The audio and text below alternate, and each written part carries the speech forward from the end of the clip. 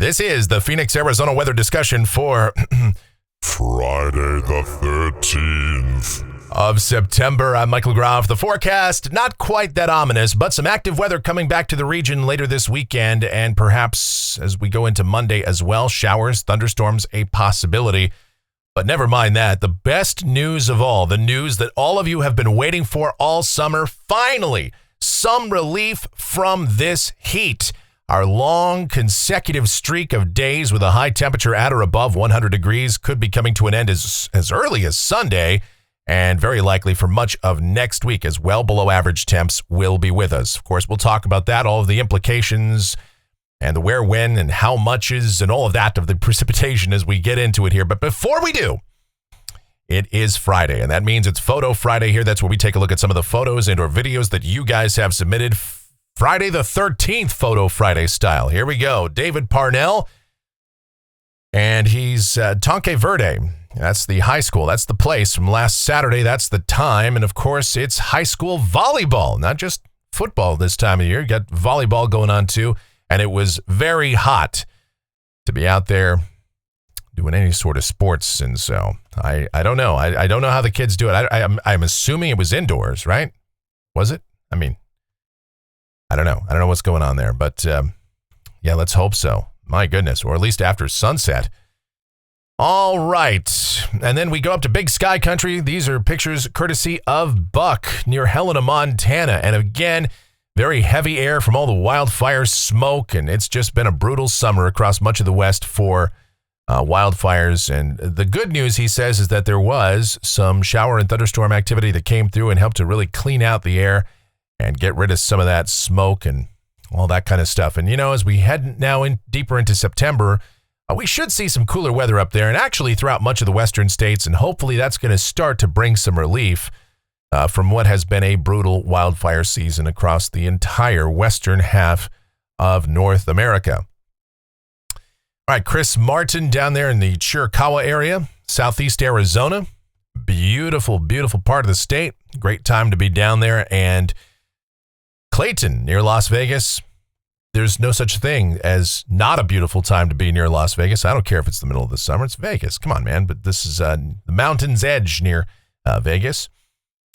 And then speaking of great places to be, you've got Joe and his family up there, Heber Overgaard area, doing some camping, getting out there into nature and experiencing some cooler temperatures. And that is awesome. Look at that. You got the barbecue, you got the dog, and that is great. I don't think they're barbecuing the dog. I hope not. There's been a lot of talk of that this week, but my goodness. You know, sometimes life is just so absurd. Sometimes you got to laugh at stuff. You just got to laugh at everything. All right. And then, of course, Joe, North Carolina, around Jacksonville and Charlotte. And these are gorgeous pictures as well. Look at that. So some great weather out there for the Carolinas. And then we've got Kale here with pictures of some God rays headed out toward Sky Harbor Airport as the sun refracting off of those clouds there beautifully. And it's a great picture. And then she notes here pictures of sky, wildlife, and gardening. And she says, we will love all these. And of course we do. We love any of these kinds of pictures. The plants are getting going. Yes, here in our own garden. The one and only Michelle and I, the mint plants are going crazy for us. The oleanders are starting to get going. And as we actually cool off, you know, contrary to how it is in the rest of the country, as we get into fall and winter, things really start to grow around here. And the wildlife really starts to come out. So that is wonderful. And I really do appreciate these pictures as always. And then, of course, we've got a picture here from Steve near Willow Creek up there. Yeah, northwest Arizona. He says, yeah, we had some thunder and some wind, not really much in terms of rain, but at least a few thunderstorms out there. That's a great shot. And I don't know if there's going to be much in terms of thunderstorm activity this weekend for the northwest part of the state, although a few showers and storms are possible up that way. And then last but certainly not least, and hopefully not the last we'll hear from him this season, but if it is, what a great finale. Look at this. Ryan Seek with a rainbow right around sunset down there near Picacho Peak. Oh my goodness. I'll say this very plainly. I mean, I love all of his other work, his storm chasing, his storm coverage, all the time lapse that he does of those, and his lightning photos and all. But he's outdone himself. This is probably the best. I mean, talk about saving the best for last. He said that he took this on the 31st of August. And that is absolutely sensational. So thank you, Ryan. Thank you, everyone, as always, for all of your contributions. Photo Friday. Yes, we couldn't do this segment without you, obviously. groffshow@gmail.com is the email address if you want to submit your photos and or videos. That's GROFFshow@gmail.com for Photo Friday. Okay, let's get into it here. The almanac from yesterday, 109 degrees, the afternoon high. I think that's going to be the hottest temperature that we have for the rest of the year. Hopefully so. And then 81 was the morning low. 102 and 80 are the averages for this time of year. Looking at that temperature records scoreboard now, we've got 109 consecutive days with a high at or above 100 degrees. That started on May 27th, and here we are. Yesterday was the 12th of September, and of course, we're going to do it again today and probably tomorrow, and then maybe that'll be it. So maybe that record comes to an end at about 111. Of course, a total of 116 days so far at or above 100. That record, that all-time record for the most 100-degree days in a year total at 145, that's safe. I think we can safely say that is not going to get broken this year, but I don't think we're going to be totally done with the 100s after Sunday. I mean, I can hope we will be. That's, optimism. There's no crime in optimism. Nothing wrong with it, but I don't know if that might be a little bit too much optimism, a little bit too much Kool-Aid there. And as we take a look outside just after 9 o'clock, sunny and 90 degrees at Sky Harbor, dew points at 39, 17% the humidity. Wind from the south-southeast at 13, so we got a bit of a breeze out there. And the barometer is rising. Water vapor satellite view across the country right now shows some very distinct features on the board to talk about. First, the remnant circulation from Francine that is setting up across northern Arkansas.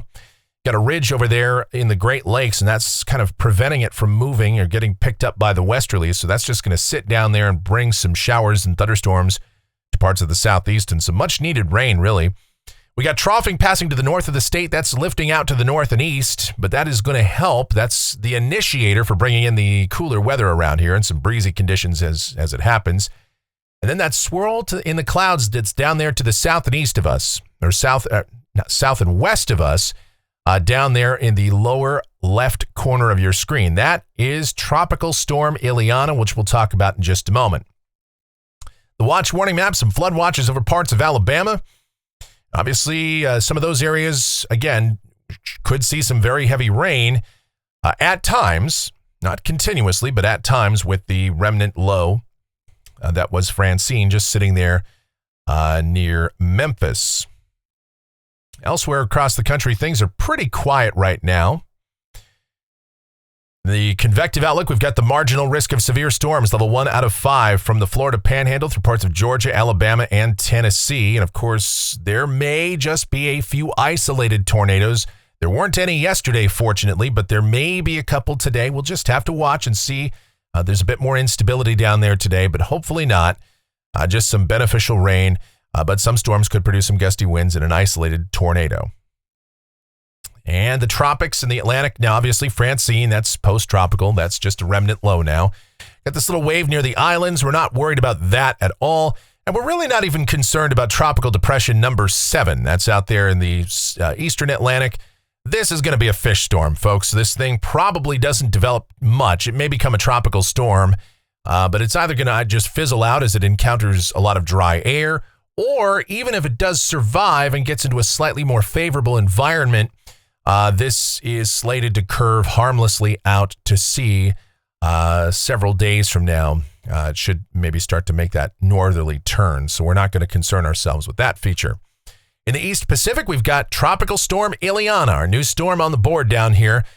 It is around for a good time, not a long time. This will not even become a hurricane in all probability. The National Hurricane Center brings it north up into the southern Gulf of California. and moving it into mainland Mexico. And some of that moisture will be advected northward into the southwest. Exactly where and how much of that moisture remains to be seen, but that should help to bring at least some widespread beneficial rain to at least parts of the state. Speaking of that, here's the latest guidance on that from the WPC. Precipitation outlook valid through Friday morning of next week. Rain amounts in Phoenix, they have us for about a half an inch. And there could be some locally higher amounts, of course, in the higher terrain areas. But whenever there's a tropical system involved and some unstable air and all of that, you know the deal. Your amount will vary. And any one spot can obviously get more than what is displayed here. And the rainfall gradient, as mentioned yesterday, it's going to be pretty tight with this because you go just to the west, there's not much rain to be found right along the Colorado River Valley. You get up in northwest Arizona, not much either. So, you know, if this moisture plume shifts ever so slightly to the east, we'd probably get very little, if anything. If it shifts a little further to the west, we might actually get more than what's shown here. So we'll keep an eye on it. Let's get a look at what the latest model trends have in store for us. And to do that, we take a look right now at the GFS, the Global Forecasting System. And this is the 06Z run. It's valid at 2 o'clock this afternoon. There's that remnant circulation of Francine that's over the southeast U.S., big ridge up across the Great Lakes in eastern Canada, trough that's lifting out to the north and east across the western states, pulling away from us, but slightly negative height anomalies are in here. And so what it means for us down at the surface for the rest of the day today, sunny, breezy at times, dry, and not quite as hot. Highs 100 to 105. Now that's still above average, but hey, it's a trend in the right direction. As for tonight, mostly clear sky. We should see lows generally in the 70s to low 80s. And then tomorrow, we've got a trough, another one that's coming toward the west coast. And we're going to start to see some moisture being pulled northward across the area. Sunny in the morning, partly cloudy by the afternoon. High temperatures should still probably just sneak past the triple digits there. Highs 98 to 102 here in Phoenix for tomorrow. But the day should stay dry. Some isolated to perhaps widely scattered showers and thunderstorms develop in the late afternoon across parts of southern, southeast Arizona, the eastern mountains, and so forth. But I think we stay dry until tomorrow night. Then a chance of showers and storms should start to come in after midnight as the deeper moisture comes in here. And along the axis of that initial moisture push, showers and storms are expected to develop. And then on Sunday, we're partly sunny. This trough is beginning to interact and pull some of this moisture further north, and better dynamics come in for some good lift in the atmosphere. So, again, scattered showers and thunderstorms around through the day. They'll be most focused over the higher terrain, but we'll see some around here in the lower deserts too, and they could happen pretty much any time of the day. And high temperatures should be a bit lower with increased clouds, humidity, and rain chances around. I'd say highs probably in the mid to upper 90s. Now, could we still sneak up to 100 degrees on Sunday? Yes, but our official forecast high keeps us below that. I'd say highs probably between about 94 to 99 for Sunday. And of course, it'll be more muggy, but we'll take that if it means rain. Sunday night's the best chance of showers and storms. We got the rain chances up in the 60% bracket for then. And then as we go to Monday, scattered showers and storms in the morning, just isolated storms by the afternoon, as drier air is ultimately going to start to work in as this trough begins to push a little further to the east. May move ever so slightly slower than what we initially thought. So the rain chances stick around for a little while longer, but still the drier air eventually will come in here. And highs on Monday, low to mid 90s. So we should by then be well clear of that 100-degree streak. And then the news, well, it's mostly good news after that, because the drier air comes in and the cooler air with this trough also enters the area Monday night. Tuesday morning lows will probably be down in the 60s for almost all of us, maybe near 70 in the urban core. That'll be the coolest night we've had, again, in well over 4 months. And high temperatures on Tuesday only upper 80s and low 90s. And hey, after the summer we've had, that'll feel like an Arctic chill in the air. Get out the mittens. Get out the jackets. All right, as we go to Wednesday again in the morning, lows in the 60s, valley-wide. And the coolest desert spots, especially the rural deserts out across southeast California, western Arizona, the higher deserts, the high desert areas, you'll probably be down in the 50s Wednesday morning. But for us here in Phoenix, we'll be in the 60s valley-wide. And then highs on Wednesday, again, only upper 80s, low 90s. Not bad. Another trough is shown to come in here next week or late next week, and that should help to reinforce any cooler air coming in. So highs on Thursday may actually be cooler. This could turn out to be the coolest day of the period, with highs only in the mid-80s to near 90. Yes, it is possible that on Thursday we don't even make 90 degrees here in Phoenix, or if we do, just barely. And so then that would set the stage Thursday night and Friday morning for just a beautiful night. We're going to have lots of gorgeous weather here next week. It's going to be fantastic. I mean, yes, warm days, upper 80s, low 90s, but again, by comparison to where we've been, that's going to feel great. Here's a week from today, Friday the 20th. And again, we've got troughing out here across the west, still holding on, negative height anomalies. So temperatures would remain below average here. Now, again, given the configuration of the trough, that's generally a westerly flow, no moisture really here. We'd be dry, but at least temperatures would be very manageable. Going out 10 days, this is Sunday the 22nd, as we are now into astronomical fall. And that looks dry. The trough is beginning to move away from us, and the heights will start to come back up eventually. But still, I would say highs would be close to seasonal averages, only maybe mid-90s at best here, if that works out. And let's take a look at rainfall for Phoenix off the GFS ensemble. This goes out through the 25th of September. The mean about a half an inch. A couple of members that certainly show some more here, but models have come into pretty good agreement on this. European is pretty close to that too, relatively. So I'd say there's a fairly decent chance we get some rain this weekend. Is it going to be a half an inch? Yeah, you know how these things kind of go. I mean, there's still some uncertainty as to the exact placement of the deeper moisture plume and how it plays out. Obviously, when you're talking about convection showers, thunderstorms, these things can vary, and your rain amount will vary. But hey, this looks good. And then temperatures off the national blend of models. How about it? How about being done with the 110s? How about being done with the 100s, at least for a while? The NBM says, yeah, maybe out toward 10 days, the hundreds come back, and I'm sure they probably will. This is still September in Phoenix, after all. And given based on 30-year averages, I believe October 3rd is the average last day of 100 here in Phoenix. I'll have to look that up, but it's somewhere right around there. It used to be September 27th on the old averages, but the updated 30-year averages, I believe it's around October the 3rd. Either way, you can still usually expect at least a few days with highs at or above 100, even in late September in Phoenix. But look at that. I mean, lows are going to get down. And I think even at Sky Harbor, I do think we're going to have a couple of days with lows in the 60s. And most spots around the valley will be in the 60s next week, especially once that drier air really comes in here. All right, that's going to do it for the Phoenix, Arizona weather discussion for today. My next video is due back here. Well, it's due back on Monday morning, but I think we'll have updates before then, as they should be necessary, given an increase in moisture and rain chances this weekend. So that's good. We always, hey, if doing extra videos means we get precipitation, I'll do videos all day, every day. And if you enjoy these videos, be sure to subscribe, like, share, click that notification bell, leave those comments, questions, and suggestions.